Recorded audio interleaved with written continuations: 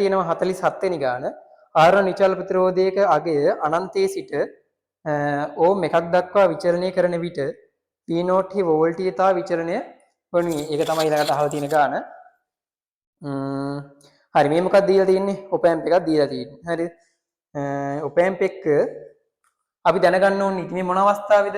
සංවෘත පුඩුද විවෘත පුඩුද? මේක සංවෘත පුඩු අවස්ථාවක්. සංවෘත පුඩු අවස්ථාවක් කියන්නේ අපිට මේ ආදාන ප්‍රතිදාන කියන්නේ ඉන්පුට් ටර්මිනල් එක ඉන්පුට් අග්‍රයකට අවුට්පුට් අග්‍රය V0 එකක් සම්බන්ධ කරලා තියෙනවා. හරිද? හරි. මම ඉස්සෙල්ලා ඒක ඇඳ ගන්නම්. මේක අග්‍රයක් සම්බන්ධ කරලා තියෙනවා. මේ අපවර්තන අග්‍රය සම්බන්ධ කරලා තියෙනවා. ඒක විචල්්‍ය ප්‍රතිරෝධයක් සම්බන්ධ කරලා තියෙන්නේ. ඒකට සම්බන්ධ කරලා තියෙනවා 9ක් කිලෝ ඕම් එකක්. ඒකට V out එක සම්බන්ධ කරලා තියෙනවා. හරිද? මේක ඍණ 12ක් වෝල්ට් මේක ධන 12ක් වෝල්ට්. හරිද? V ඉන්පුට් එක සමානයි 2ක් වෝල්ට් කියලා. හරි. මේක දැනගන්න ඕන දේ මොනවද? හරි. අපි ඔප ඇම්ප් එකක් පාවිච්චි කරන ආකාර දෙකයි. ආකාර ඇත්තටම තුනක් තියෙනවා. ප්‍රධාන ආකාර දෙකයි. ප්‍රධාන ආකාර දෙක පළවෙනි එක තමයි සංවෘත පුඩු අවස්ථාව, දෙවෙනි එක තමයි විවෘත පුඩු අවස්ථාව. මේක සංවෘත පුඩු අවස්ථාව. සංවෘත පුඩු අවස්ථාවක් කතා කරද්දී මොකද්ද වෙන්නේ? සංවෘත පුඩු අවස්ථාවක අපි සැලකිල්ලට ගන්න ඕන දෙකක් තියෙන දේවල් තියෙනවා. මොනවද? ස්වර්ණමය නීති දෙකක් තියෙනවා. ස්වර්ණමය නීති වලින් මොනවද කියන්නේ? ස්වර්ණමය නීති වලින් කියන්නේ මෙන්න මේ හරහා ඇතුළට ධාරා ගලා නොයයි. හරි. ප්‍රතිරෝධය අනන්තයක් කියලා කියනවා. හරි. අනිත් එක තමයි මෙන්න මෙතන විභවයයි මෙතන විභවයයි සමානයි කියලා අපි ගන්නවා. හරිද? ඔන්න ඕක තමයි ස්වර්ණමය නීති වලින් අපිට කියන්නේ. හරි. එහෙනම් ස්වර්ණමය නීති වලින් කියන එක පාවිච්චි කරමු අපි මෙතෙන්ට. මේකේ තියෙනවා R1 විචල්්‍ය ප්‍රතිරෝධයගේ අනන්තයේ සිට කිලෝ ඕම් එකක් දක්වා. හරි. මේක R1 එක අනන්තේ ඉඳන් කිලෝ ඕම් එකක්. අනන්තයේ කියපුවාම මොකද අපි ඒ අවස්ථාව දෙකට ගමු වෙනම. R1 පළවෙනි එක අනන්තය. අනන්තය කියවහම මෙතන තියෙන්නේ බිඳුවක් වෝල්ට් බිඳුවයිනේ. අනන්තය කියවම මේ හරහා ධාරාවක් ගලා යන්නේ නැහැ කියන එක තමයි සරලම තේරුම. හරි. අනන්තය කියපුවාම ධාරාවක් ගලා යන්නේ නැහැ. නිකන් කුසන්නායකයක් වගේ. කුසන්නායකයත් ප්‍රතිරෝධය අනන්තයයි. එහෙනම් ධාරාවක් ගලාගෙන යන්නේ නැහැ. මෙතන තියෙනවා 9ක් කිලෝ ඕම් කියලා. හරිද? මේ හරහා ධාරාවක් ගලාගෙන යන්නේ නැහැ. මූලිකම පළවෙනිම දේ. හරිද? එහෙනම් මෙතන වෝල්ටේජ් එක කීයද? 2ක් වෝල්ට්. එහෙනම් මෙතන වෝල්ටේජ් එක 2ක් වෝල්ට් නම් ස්වර්ණමය නීති වලින් කියන්නේ මෙතන වෝල්ටේජ් එක 2ක් වෝල්ට්. හරිද?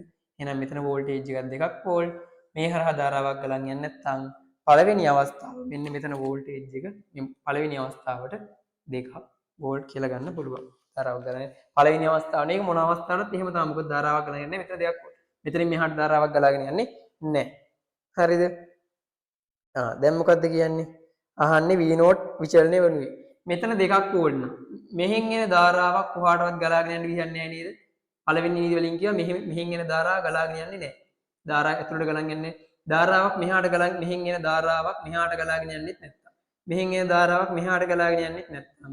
සම්පූර්ණ මේක හරහා ධාරාවක් ගන්නත් මුල් අවස්ථාවේ ධාරාවක් ගලන්නේ නැහැ. ධාරාවක් ගලන්නේ නැත්නම් මෙතන වෝල්ටේජ් දෙකක් වෝල්ට් නම් විභව බැස්මක් නැහැ. ධාරාවක් ගලන්නේ නැත්නම් එහෙනම් V0 පළවෙනි අවස්ථාව කීයද?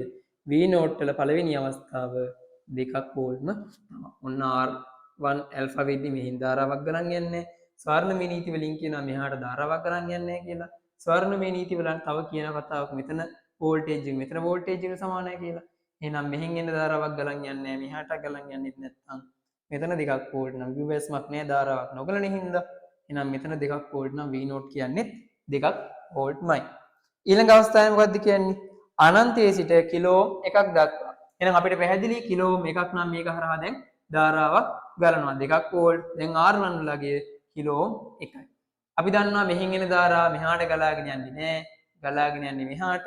එහෙනම් මම ගන්නවා සම්බන්ධයක් මෙන්න මෙතනින් ඉඳන් මෙන්න මේ පරිපත කොටසට. මෙතනින් එන පරිපත කොටසට මේ පරිපත කොටසට මට දාන්න පුළුවන් මොකද්ද? ඕම් නියමයේ දාන්න පුළුවන් දෙවෙනි අවස්ථාවට V සමානයි IR දානවා. වෝල්ටේජ් එක V0 මුල් මෙතන ඉඳන් මෙතන මුල් අවස්ථාවේ දාමු. ඒ ධාරාව තමයි මෙහාටත් ගලාගෙන යන්නේ. මෙතන ඉඳන් මෙතන දාමු මුල් අවස්ථාවට. V0 අඩු කරනවා දෙකක් වෝල්ට් වලින් සමානයි I වතාවක් R කියන්නේ 9ක් කිලෝ ලියාගන්න. දෙවෙනි අවස්ථාව මොකද්ද?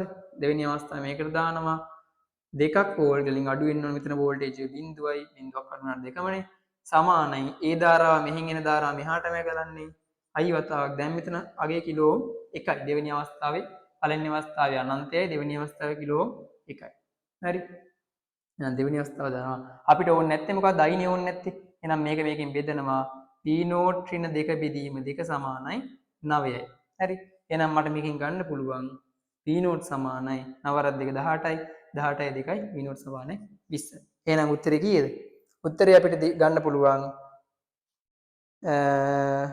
උත්තරේ අපිට ගන්න පුළුවන්ද දෙවෙනි එක පළවෙනි අවස්ථාවේ දෙකක් වෝල්ට් දෙවෙනි අවස්ථාවේ 20ක් එහෙම ගන්න බෑ අපි දැනගන්න ඕන අනිත් දේ තමයි මෙන්න මේකේ ඔප ඇම්ප් එකක අපි දෙන බාහිර වෝල්ටීයතා දෙක මෙන්න මේ දෙක අන්න ඒ රේන්ජ් එකේ තමයි අවුට්පුට් එක වැඩ කරන්නේ ඒ කියන්නේ අවුට්පුට් එකට යන්න පුළුවන් උපරිමගේ පරාසය ධන 12ක් වෝල්ට් අවමගේ පරාසය ඍණ 12ක් වෝල්ට් උපරිමගේ පරාසයට වඩා වැඩි වුණොත් අවුට්පුට් එකෙන් එන අගේ උපරිමගේ පරාසයට වඩා වැඩි උත්තරයක් ආවොත් එහෙනම් ඒක ගිහින් නැවතලා තියෙන්නේ මෙන්න මේ උපරිමගේ පරාසය ධනාගේ හෝ උපරිමගේ පරාසය ඍණාගේ දැන් කීයද V0 වෙන උත්තරේ V0 ඇවිල්ලා තියෙන්නේ ඍණ 20ක් වෝල්ට් කියලා එහෙනම් ඍණ 20ක් වෝල්ට් කියන එක ඇවිල්ලා තියෙන්නේ නම් නවතින්න ඕනේ මෙහාට ඍණ 20ක් සෝරි ඍණ නෙමෙයි ධන 20ක් වෝල්ට් ධන 20ක් වෝල්ට් කියන එක ගිහින් නවතින්න ඕන කොහෙද ධන 20ක් වෝල්ට් කියන එක නවතිනවා ධන 12ක් වෝල්ට් වල එහෙනම් R0 R1 වලගේ අනන්තයක් වෙද්දී